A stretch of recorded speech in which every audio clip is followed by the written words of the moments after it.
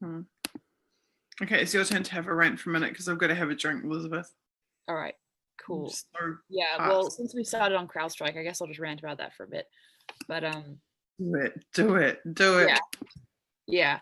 And I mean, I don't want to butcher like Adam's really great work or Forensicator's really great work, in his discussions of Decipher 2 and the NTP van documents. But in general, overall, and I had a great researcher work with me on this Eric Schmidt document. So it's not, I can't take full credit for all of the research in that article. And I gave citation to that person that helped me research at the bottom of the article. But basically, the connection there between Alphabet and then Alphabet's subsidiary, capital G, they financed CrowdStrike with $100 million, and that is a lot of money.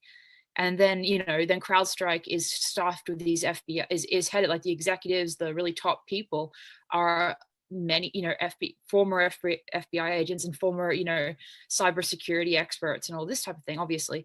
And so those people are being financed by Alphabet, which is Google's parent company. And then at the same time, Google, Eric Schmidt, who is the huge executive of Alphabet, is literally donating planes to Hillary's campaign in 2016. And he also, in 2014, he was trying to give the campaign, and in my article on this, I linked the exact WikiLeaks that showed it, the email from the DNC, and maybe it was a Podesta file, I'm not sure, the Podesta email, but there was one particular email chain, I believe it was a Podesta email, that was in 2014, Eric Schmidt trying to tell Hillary's top advisors how they should not only, use his technology, but I mean, he was trying to give them pointers on how to structure their campaign from the ground up. And it was so in depth, and this is really, really early, and it was such in depth advice. Their response was, "Oh, gee," and I think it was Robbie Mook who responded. He was like, "Oh, gee, thanks for the advice, but we just want tech help from him, and we don't really want to listen to what he has to say on how to run the campaign. So tell him, a nice thank you, but let's focus on the technology."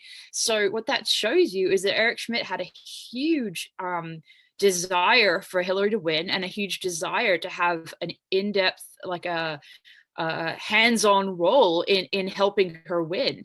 And we also cited in that article, we also cited documents showing that he was actually part of her campaign and part of the whole Democratic Committee, like task force or whatever. So that level of involvement from a person who has so much power and so much money in one of the most powerful corporations on the planet, and is the person, these are the people that determine how Google gives you search results.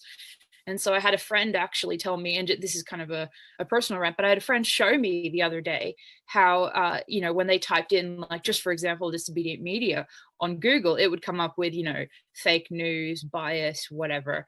And then if you type it in on a different search engine, it would come up with like, my disobedient media, my name, and a couple of really big stories that we did, and just positive results. And so, that doesn't sound like that much, and it's kind of laughable on that level. But when you apply that to millions and millions of people who aren't aware of who's behind Google, and if you apply that to, to all of their searching for news and information, it's terrifying.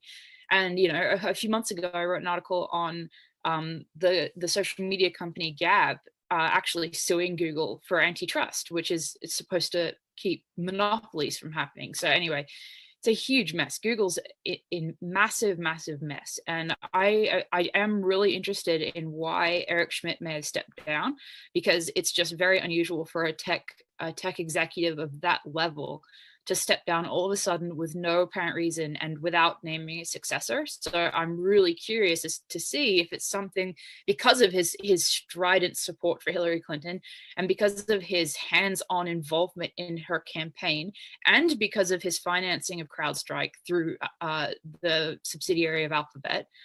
I'm really interested to know if they've found something that implicates some sort of impropriety with him that goes to CrowdStrike, and then the way that CrowdStrike operated, and if that's actually one, a plausible reason as to why he stepped down.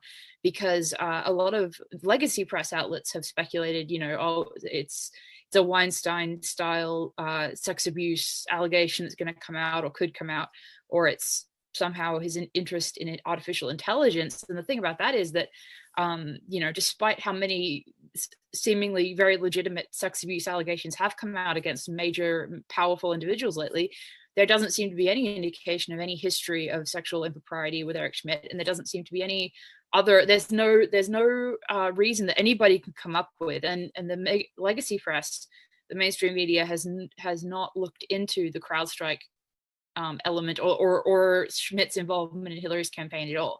And even people that are familiar with, the very shady things that CrowdStrike has been involved in, or that Sean Henry's been involved in, and all of that, a lot of them don't really understand that really important link between Google, Schmidt, and the DNC and Hillary's campaign, and then to CrowdStrike. They don't understand that relationship and how alarming that all is. So I hope that, our reporting, what Susie and I are doing, but also, what Adam Carter and the Friends Kate have done, all of that, I hope that sheds some light on some issues that are so important that maybe people have a surface understanding of, and they know that the word CrowdStrike is associated with some shady things, but I don't think they quite understand just how powerful and just how bad this all is. And it's really the whole, that phrase, the devil is in the details. When you really look at the primary documents associated with this, it's insane. It's absolutely crazy.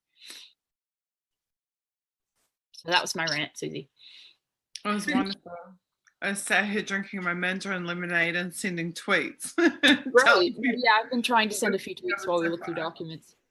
Okay, if you guys want to be awesome, you can go and tell people that we're live and retweet my few little tweets that I just did about it. Okay, let's try and get through a couple more documents, and then I'm going to sign off for the night. Yeah, your neck, I really don't want that to be get worse. I agree.